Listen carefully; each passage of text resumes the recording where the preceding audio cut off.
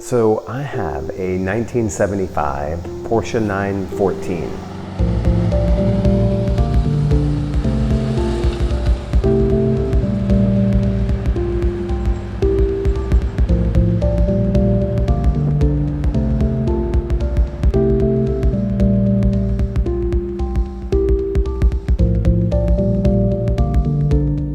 Malaga red.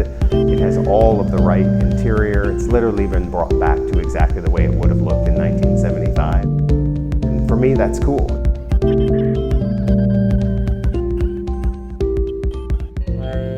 Porsche and Volkswagen created a joint venture starting in 1970 where they came together to create the first mid-engine sports car for both companies. But it was meant to be a sports car for Volkswagen and an entry-level sports car for people that couldn't necessarily afford a 911. So it was like one company was designing up and the other company was supposedly designing down. Dem gemeinsamen Kind mit Namen VW Porsche hatten viele seit langem geträumt. And so they came together to build this car. Porsche sold the 914 in Europe and Volkswagen sold the 914 technically in the US. And these were small, quirky cars. The key is that the engine was moved to the middle point of the car right behind the seats. It was a really long wheelbase for the car, and so it technically was just super different, and the design shouldn't actually really work. But it drives like an incredible little go-kart. The one that I have is a 1.8 liter engine, so a small little engine, not much horsepower. But because the car weighs 2,000 pounds, because it's a low center of gravity, because the wheels are pushed really far to the front and to the back, it's just a really, really fun drive.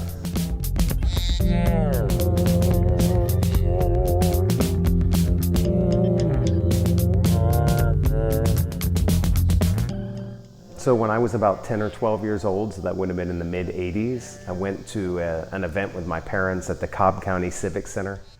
I remember walking up to a yellow Porsche 914, and I remember staring at this thing, thinking it was the quirkiest, weirdest car that I had ever seen. But I loved it. Nothing else in the lot looked like it, and I remember the owner of this car was just a really cool guy, really nice, and told me all about it. And that was like this first lightning bolt moment that I think I had for Porsches, of loving the car and really appreciating the person in the car and the story that he had about it.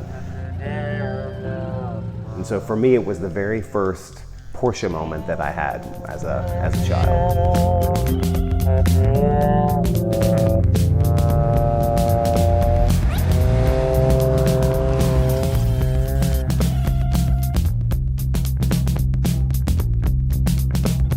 So driving this car is a special feeling. It's not a feeling that everyone loves, frankly, because it is a very analog, very manual experience.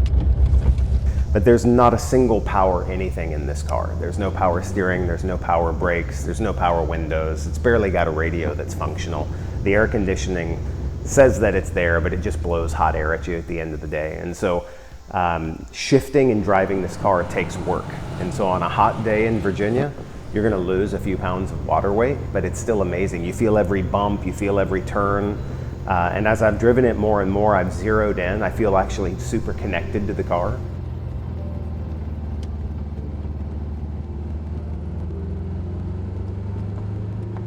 People want to buy, especially now, really fast cars that off the line are super fast. And I get that in that electric car, right? I have a simulated sense of a lot of horsepower there.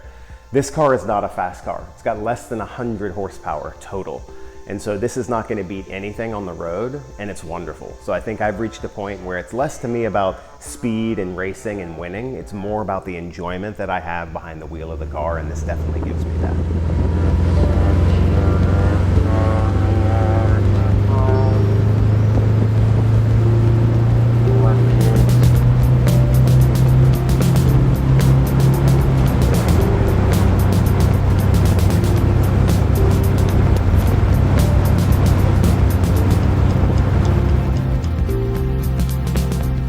Like a dream that I've had ever since I was, again, that 10 or 12-year-old little kid, and it's great to now have that and have something that I can drive every weekend.